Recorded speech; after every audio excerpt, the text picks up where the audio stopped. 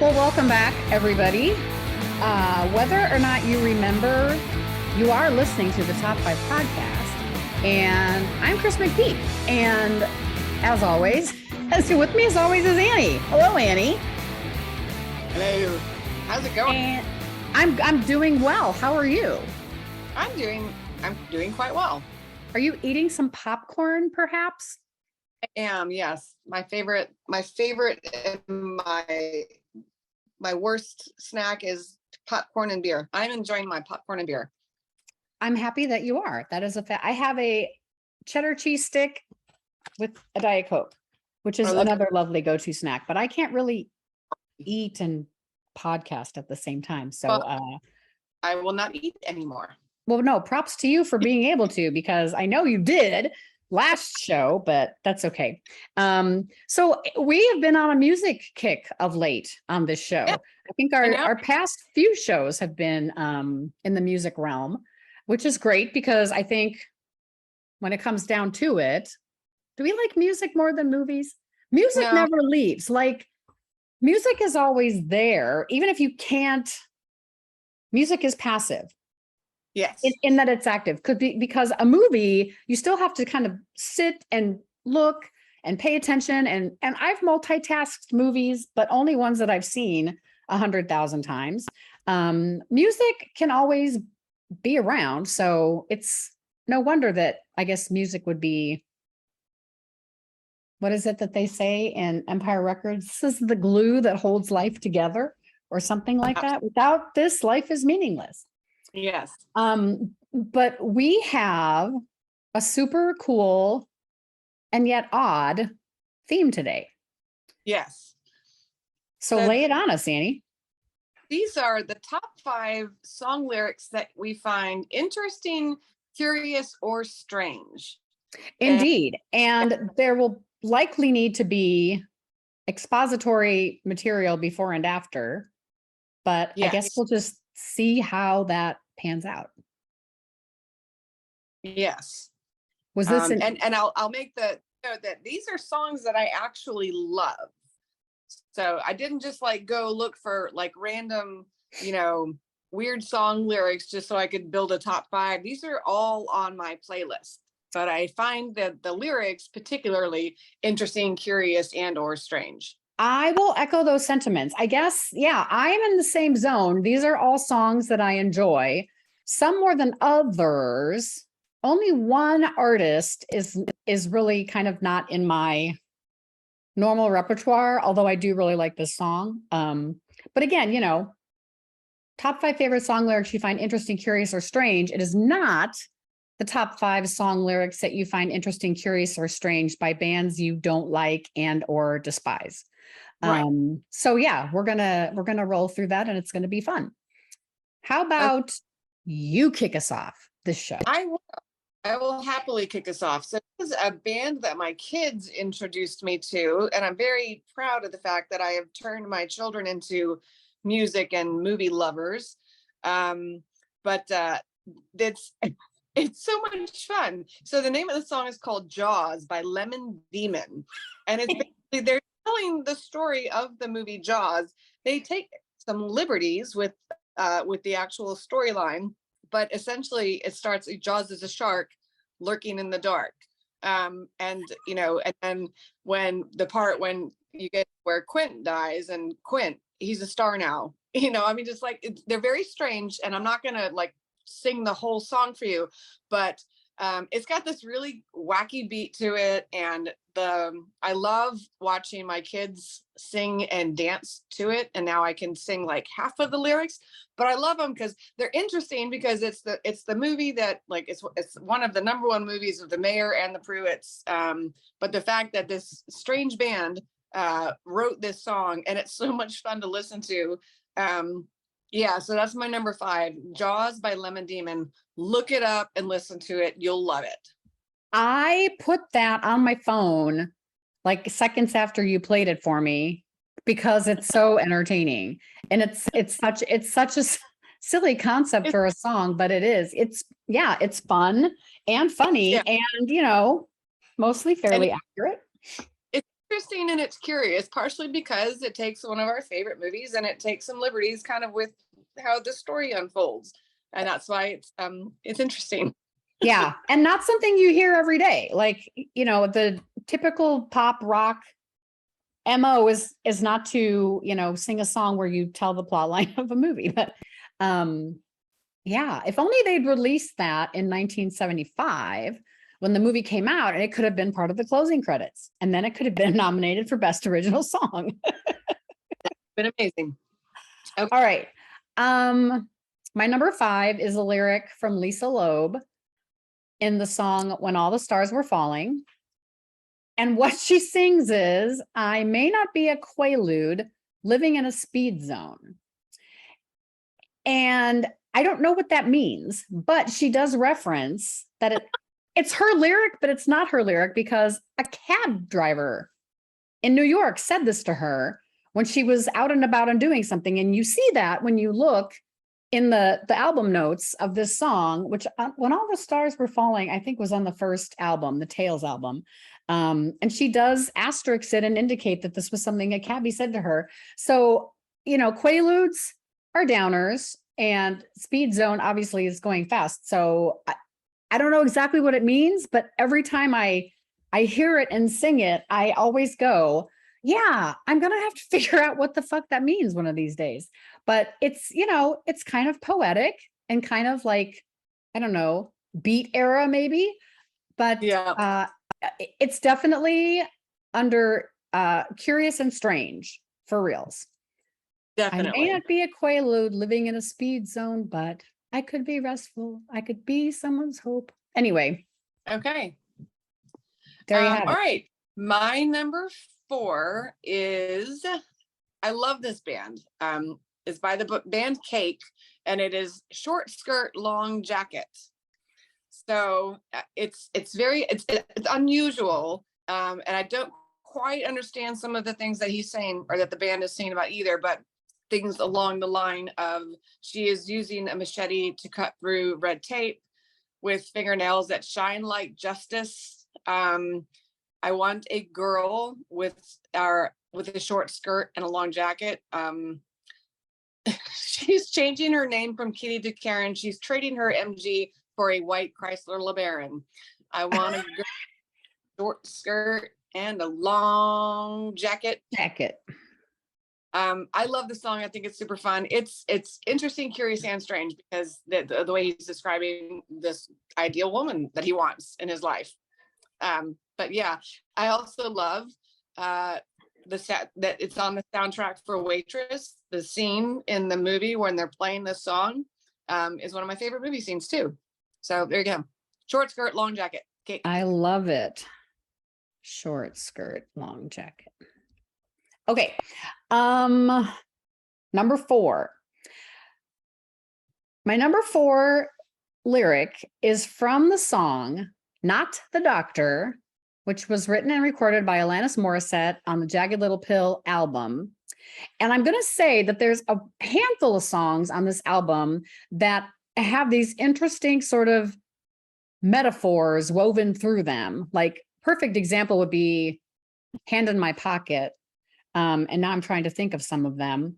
I'm free, but I'm focused. I'm green, but I'm wise. So these contradiction in terms. But anyway, Not the Doctor has a line that says, I don't want to be your food or the light from the fridge on your face at midnight. And the whole song is kind of like that. I don't want to, oh my gosh. See, if the lyrics aren't in front of me, it all just blanks out. But anyway, and then the chorus is visiting hours are 9 to 5. And if I show up at 10 past 6, will I already know that you've got someone to sneak me in? But I don't want to be your food or the light from the fridge on your face at midnight. So is that like a comfort thing that she doesn't want to be for this person? Or is it this notion of, I don't want to be the person that you always go to when you're feeling not yourself or you need comfort, because that's not who I'm about anymore. And this album is full of like rejected woman stuff. You Yeah. think? Yeah, just a little. album. It's a great album. We were talking about albums in the last episode that we could, pull out of the lists, and there's not a bad track on it. And I think Jagged Little Pill is one of them. And all three versions are fantastic, from the original to the acoustic to the new mastered 25th anniversary one. But so, I mean, I could pull a lot of lyrics from songs of hers from that album, but this one just kind of stood out to me the most. From Not the Doctor, which is not the last track, maybe the second to last track on the record. Okay. You, Alanis, you are a dynamic songwriter, woman. I love how this playlist is coming together. Number 3, I will never get all the words down, and I will never understand. Like, the entire song is kind of full of I don't understand, and I don't understand, but okay. I love it. And I'm just the intro line. That's great. It starts with an earthquake, birds and snakes, and aeroplanes, and Lenny Bruce is not afraid. What does that mean? It's the end of the world as we know it. And Fine by REM. I love this song. It's so much fun. But so that first, like, it's strange and unusual and weird, and I don't understand it, but I love it. So pretty much the entire song. If you listen to it, then it's like, okay, I understand the theme, but the first lyric is strange, and I don't get it. Yeah. I don't get most of that song. And I think, if I were to learn every lyric from that song and be able to sing the entire thing without stopping before I die, then I would consider that one of the greatest accomplishments of my life, because, oh my God, it's filled with them.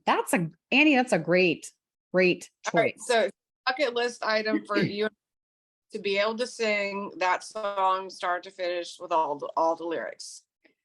I will make the promise to you right here, right now on this show that I will do that. Okay. Oh my God, what have I just promised myself to? Okay. Yeah. Here's the song.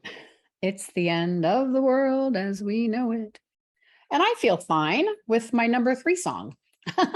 This is from Tori Amos. The album I don't remember, but the song is Cornflake Girl. This is pretty much the only Tori Amos song that I like, but none of it makes sense to me at all. It's all kind of confusing. And the lyric in particular that makes me a little nuts.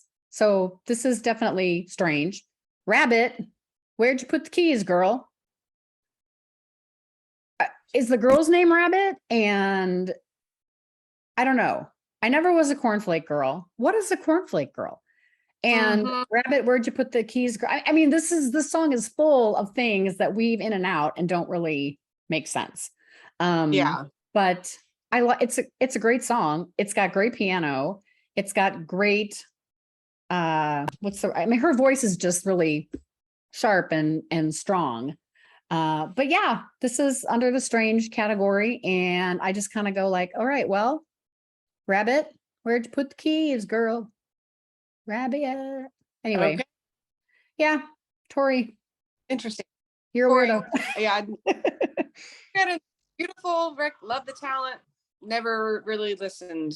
So maybe I should give Cornflake Girl when I go back and listen to this playlist. Okay. My number 2 is, I find the whole song, again, like most of these, it's like the whole song, themselves are interesting, curious, and strange to me. This one is particularly like just strange. So once there was this kid who got into an accident and couldn't come to school, but when he finally came back, his hair had turned from black into bright white. He said that it was from when the cars had smashed so hard. So this is by the Crash Test Dummies. And it's the only song I think that anybody knows by the Crash Test Dummies. So each of the different, it's basically, 3 stories that this song tells. And they're all 3 stories, like very, very strange. They're strange, about strange things happening to children in their childhood or in their teenage years. So, but it's like, the guy's voice is so weird, and it's so, I kind of understand it, but I just find it interesting. I just find the lyric very, very interesting. That a kid that his hair would turn from black into bright white. He said that it was from the cars had smashed so hard. So yeah, and this accident caused the kids' hair to turn from black into bright white. That just like, that's very curious and strange to me. And I love it. I love that song, and I have a hard time in it because his voice is so low. But I love it. And kind of grovelly, I guess. Yeah. But now that you're saying black to Yeah. bright white is making me think of Poltergeist and Jo Beth Williams' streak in her hair. I mean, she didn't have an accident per se, but something traumatic happened, right? Yeah. And I think that's also a song that you put on a mixtape for me back in the day. I think I probably did. Yeah. Yep. All right. That was number 2, right? Yep.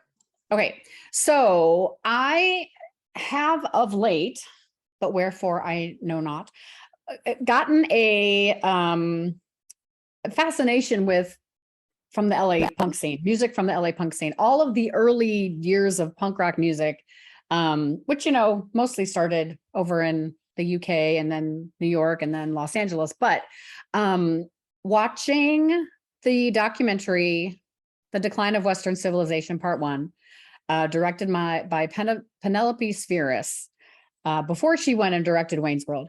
So this is a documentary that's filled mostly with performances of all LA-based bands, and some interviews too. But it's fascinating, it's interesting, and it is a great kind of like historical culture, a movement. You know, a movement is beginning, and they get into that in this documentary. But there's a couple that own one of the punk bars, and it's kind of funny because they're older, like they look like someone's grandparents. And it's like, you really run a punk rock club? This is interesting. But they talk about punk rock lyrics being sort of like anti-establishment and anarchy and that kind of stuff. But there's a band named X, and the lead singer is called Exene something. She used to be married to Viggo Mortensen back in the day. And the other lead singer calls himself John Doe. I don't really think that was his given name, but I'll have to look it up at some point. The song is called Nausea. And the lyric is, tonight you'll fall asleep in clothes so late, like a candy bar wrapped up for lunch. That's all you get to taste poverty and spit. I don't quite know that it's anti-establishment or anarchy. And the fact that the song is called Nausea is pretty disturbing. I don't know why this song just, there's and not even anger, just sort of like a grind in this song that, oh my gosh, life is so ridiculous. Oh my gosh, this is making me really uncomfortable. Oh my gosh, my life is a burden and nothing works. And it's all, the whole nausea thing. But tonight you'll fall asleep in clothes so late, like a candy bar wrapped up for lunch. Fall asleep in clothes so late. That's all you get to taste poverty and spit. Are you tasting the poverty and the spit, or are you tasting poverty and then spit? I don't know, but it's curious and strange. And very strange. It is a pretty cool song. And they're a pretty cool band.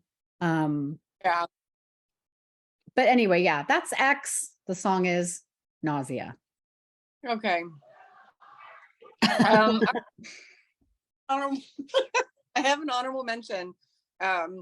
Again, probably the whole song would, like, there's a lyric in it that's going to make somebody be like, that's weird and strange and curious, and I don't understand it whatsoever, because the whole song is just a bunch of nonsense. But I love it. I love Beck. And when he came out, cutie with the cutie little blondie. I thought he was so cute.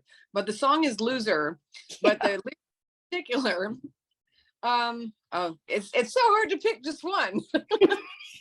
It's like Lay's potato chips. But the one that always like stands out for me is and my time is a piece of wax falling on a termite that's choking on the splinters. All of the lyrics in this song are strange and curious and weird. It's just like, it's the most ridiculous song, but it became a huge hit, and like it kind of launched Beck. I love Beck. He's so adorable.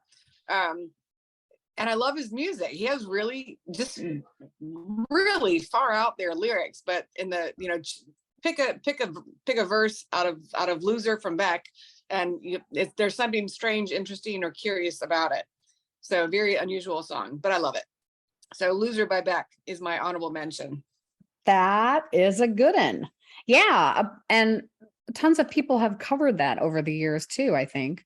Yeah, it's one of those, and Loser's a cool song because it's one that you can listen to almost any radio station out there, except for maybe country, and it will get played. Jack FM will play it. Adult Contemporary will play it. The classic rock stations now. I mean, what is classic rock anymore? Anyway, yeah, they all will play that, which again makes it a little bit like Phil Collins, only not really. And we'll talk about that on another show too. I felt like I needed to have a Madonna song on this list.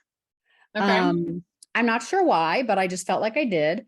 And I mean, there's so much to choose from, but I'm going with, and it's not really a lyric because she doesn't sing it, but it's in the song. Only the one that hurts you can make you feel better, from Erotica. Period of time, and actually this overlaps with our college time because this album came out 92 or 93, and it was kind of an overlap of things. So there was the Madonna sex book, which I believe you held for me at Hastings, and I bought it at the 25% off discount. And then the Erotica CD came out, and then the really terrible movie, I'm going to forget what it's called, Body of Evidence with Willem Dafoe. So all three of these things kind of came out at the same time. And then there was the Girly Show tour, but this, the video, MTV would only play it at night. The sex book, all of this, things running together. It was a very highly sexually charged time in her career, which one could say, her whole career has been like that. But I think that, if there was to be a specific chapter of Madonna's life that is sex, it would be this one. And I think, people say what you want about the whole, BDSM community. Those folks would say like, well, of course, this is for people that are into that. But at the same token, there's some overlap there in when you're talking about relationships. And I think the people that hurt us the most sometimes are the people that we love the most. And so they are the ones that need to make us feel better. So that's an interesting and curious lyric. And if I was to go back and review all of the Madonna catalog, I'd probably find a few other things. But for all points that was the one that stood out to me for this list today. Okay. Yeah, you have to have Madonna on there somewhere. Yeah, I had to. Okay, so my number one, I fell in love with this song not when I was in college, but after I saw the movie with Jason Sudeikis. Now the name is escaping me. The Kodachrome movie? Kodachrome, yes, thank you. Kodachrome, because they're actually talking about this song in a bar, and it's one of my favorite scenes in a movie as well. But the song is Lightning Crashes by the band Live, and the lyric is, lightning crashes, a new mother cries, her placenta falls to the floor. And it's just how the fact that they worked into, it's probably the only song that mentions the placenta. And other than some other like very untasteful types of songs, but it is so weird, it is so strange and unusual for them to open the song that way. And I love this song. I listen to it all the time. And I love the way it builds and it grows, just like it starts with almost a whisper to a scream. But yeah, just this a new mother cries, her placenta falls to the floor. That's just like, there's something else I could have put there. So it's just weird and but I really love this song. So I kind of have to look past that one. But yeah, Lightning Crashes by Live is my Oh, number that's one. right. The song itself, like once you get past that, everything else is okay. But it is very strange and unusual that they worded it that way. Yeah. And I forget about this song because some of the groups that came out in this kind of mid grunge but post grunge, I guess. So of like 95, 96. And this may be an earlier song than that, but so Live and 94. Creed and oh my gosh, Collective Soul, to a certain extent, Toad the Wet Sprocket. Those bands kind of all roll together for me. And I have to remember, like, who sang that again? Oh yeah, that's them. But this song I remember most because when I was finishing up my time at Webster University, the staff made a mixed CD for me because this was the beginning of Napster. And Charlie Ratzer had all of the fun equipment, to make mixed CDs for everybody. But that, that wound up on the playlist for the CD that they made for me. So I don't know why, but I can feel it coming back again. That is a great song. Oh, Annie, this is shaping up to be the coolest playlist. It really is. Okay, my number one, and I think this is actually the lyric that made me want to have this as a topic for this show. So, Rick Springfield's come up on this show often, and I've talked about the song Love Somebody before. And this is a song that I've been listening to since childhood, my entire, most of my life, but not one that I learned a lot of lyrics to. And in some cases, I just kind of made shit up. And so the lyric, "You're undernourished and overfed," it's so fascinating because she's okay. "Your eyes are wild, your skin's so white. You're undernourished and overfed." So kind of sounds a little bit like a vampire. But again, this woman is a woman of the night. She's not a hooker, but she's somebody that is looking for that one guy. And at some point she'll find him and she'll be able to love somebody. But for right now, she's just looking for Mr. Right. And the undernourished, overfed thing brings me to a place where I think, like, this is somebody who's just feeding off a life of sex and one night stands and the whole thing. So not a person that's necessarily taking care of themselves, but a person who is definitely overindulging. And I just think Rick Springfield is one of the greatest songwriters of our times, highly underrated. And he writes some really interesting stuff that's usually about women, sex, or his dad. But still, they're great. They're great songs regardless. And what's so crazy? I realized this as I was getting ready to come home. He just played in Bakersfield like the day I flew home from Kansas. And I was like, damn it, Annie and I missed him again, but we'll figure it out. So that's my number one. Love Somebody, Rick Springfield. I love it. All right, so I'll recap. All right. My honorable by Beck, and then from 5 to 1, Jaws, Lemon Demon, Short Skirt, Long Jacket by Cake, It's the End of the World as We Know It by REM, by Crash Test Dummy, and number 1, Lightning Crashes by Live. Oh, what a great list.